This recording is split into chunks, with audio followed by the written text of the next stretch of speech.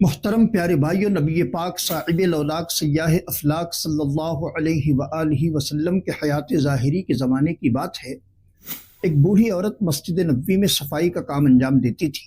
یوں تو یہ حالات تو آج کئی دیہاتوں میں ملتے ہیں دیکھنے کو کہ مسجدوں میں قرب و جوار کی بوڑھی عورتیں جا کر صفائی کا کام انجام دیتی ہیں۔ وہ بوڑھی عورت بڑی فکر سے، بڑی لگن کے ساتھ مسجد نبوی میں صفائی کا کام انجام دیتی تھی۔ یہ اس زمانے کی بات ہے جب مسجد نبوی کچی تھی۔ بوڑھی عورت کئی دن تک یہ خدمات انجام دیتی رہی۔ 8-10 دن کا عرصہ گزرا کہ وہ بوڑھی عورت نبی کونین علیہ السلام کو نظر نہ آئی، تو آپ صلی اللہ علیہ وآلہ وسلم نے اپنے جانثار صحابہ سے پوچھا کہ اے میرے جانثاروں، وہ بوڑھی عورت جو مسجد نبوی میں صفائی کا کام انجام دیتی تھی مجھ کو نظر نہیں آتی۔ صحابہ کرام علیہم رضوان نے عرض کیا، یا رسول اللہ وہ تو انتقال کر گئی۔ کہاں انتقال کر گئی؟ کہا یا رسول اللہ علیہ السلام وہ انتقال کر گئی۔ کہ تم نے مجھے خبر نہیں کی؟ کہ یا رسول اللہ وہ ایک عام سی عورت تھی اور آپ کے سر پر نبوت کا بوجھ بھی، بے شمار ذمہ داریاں آپ پر، ہم نے سوچا کہ کہاں آپ کو بلا وجہ تکلیف دیں، ہم نے آپ سے ذکر نہیں کیا۔ اللہ کے نبی علیہ السلام نے فرمایا، کیا اس کی قبر کا پتہ ہے تمہیں؟ صحابہ کرام نے عرض کیا، ہاں یا رسول اللہ۔ اللہ کے نبی علیہ السلام نے فرمایا، مجھے اس کی قبر پر لے چلو۔ پیارے بھائیو، دیکھا آپ نے، جس کام کو ہم نے بہت ہلکا سمجھا ہے، اس کام کی عظمت اللہ تبارک و تعالیٰ کے پیارے پیغمبر اپنی زبان حق کے ترجمان سے بیان فرما رہے ہیں کہ وہ بوڑھی عورت جو مسجد میں صفائی کا کام انجام دیتی تھی، جب وہ انتقال کر گئی، نبی کونین علیہ السلام کو بڑا رنج ہوا، آپ بڑے رنجیدہ ہوئے۔ آپ نے صحابہ کرام سے فرمایا، آپ نے مجھے کیوں نہیں بتایا؟ جب اس بوڑھی عورت کا انتقال ہوا تو مجھے خبر کرنی چاہیے۔ صحابہ کرام نے عرض کیا، یا رسول اللہ ہم نے سوچا کہ آپ پر نبوت کا بوجھ ہے، بے شمار ذمہ داریاں ہیں، اور یہ عام سی عورت ہے، اس کے انتقال کی خبر آپ کو دے کر بلا وجہ ہم آپ کو تشویش میں ڈالیں۔ اللہ کے نبی علیہ السلام نے فرمایا، تم اس کو عام کہتے ہو؟ یہ بہت اونچے مقام والی عورت ہے جو اللہ کے گھر کی صفائی کا کام انجام دیتی ہے۔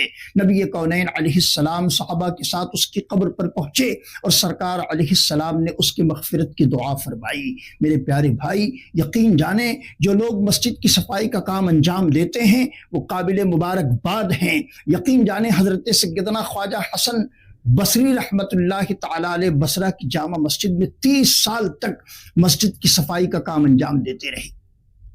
30 سال تک، 1-2 سال کی بات نہیں ہے، 30 سال کا طویل عرصہ خواجہ حسن بصری نے بصرہ کی جامع مسجد میں صفائی کا کام انجام دیا۔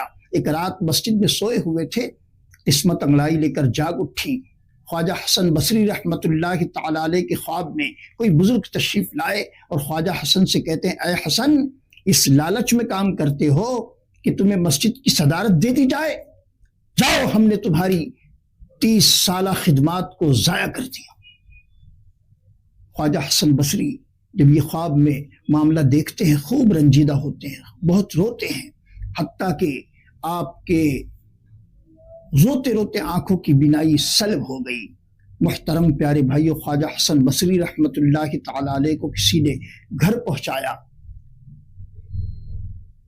یہاں پر ہی معاملہ نہ رکا، خواجہ حسن بصری گھر جانے کے بعد بھی روتے رہے۔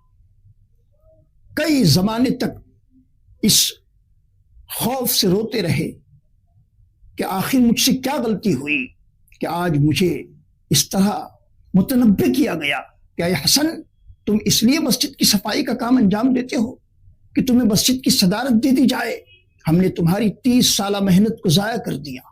محترم پیارے بھائیو، خواجہ حسن بصری رحمت اللہ تعالی علیہ اس خوف سے روتے رہے، حالت یہ بن گئی کہ آنکھوں کی بینائی سلب ہو گئی۔ خواجہ حسن بصری رحمت اللہ تعالی علیہ نے پھر مسجد بصرہ میں جانا بند کر دیا۔ محترم پیارے بھائیو، 10 سال تک مسجد میں نہ گئے۔ ایک دن اپنے ہی گھر کی چہار دیواری میں سو رہے تھے، کسی نے آ کر جگایا اور کہا، اے حسن، اس قدر ہم سے ناراض ہو گئے کہ ہمارے گھر میں آنا تک چھوڑ دیا؟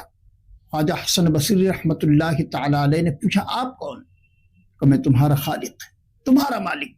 خواجہ حسن بصری رحمت اللہ تعالی علیہ بڑے رنجیدہ اور ملول تھے۔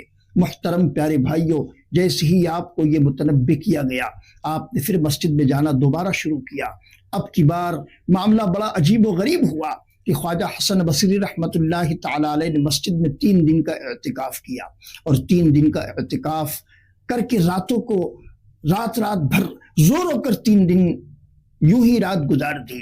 جب تیسرا دن مکمل ہونے کو تھا، حضرت خواجہ حسن بصری رحمۃ اللہ تعالی علیہ کے سراہنے آ کر کسی نے کہا، اے حسن، اب تمہارے اعمال صالحہ سے ہم خوش ہو گئے ہیں، جاؤ، ہم نے اس 3 دن کے اعتکاف کے سبب ہم نے تمہاری وہ 30 سالہ عبادتیں جو ضائع کر دی تھی، اللہ تبارک و تعالیٰ کی جانب سے یہ اشارہ دیا گیا کہ اے حسن، وہ 30 سالہ عبادتیں جو تم نے مسجد میں خدمت کر کے انجام دی تھی، ہم نے وہ بھی واپس لوٹا دی اور تمہاری آنکھوں کی بینائی بھی لوٹا دی۔ محترم پیارے بھائیوں، یقین جانیں اللہ کے گھر کی خدمت کا صلہ اللہ تبارک و تعالیٰ بہت بہتر عطا فرماتا ہے، لیکن یاد رکھیں یہاں صرف نیت خدمت کی ہو، انانیت کی نہ ہو۔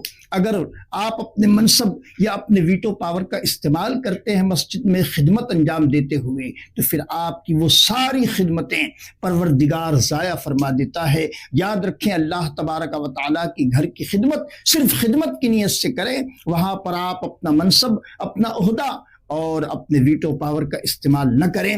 رب تبارک و تعالیٰ مجھے اور آپ تمام کو مسجدوں کا صحیح معنی میں خادم بنائیں۔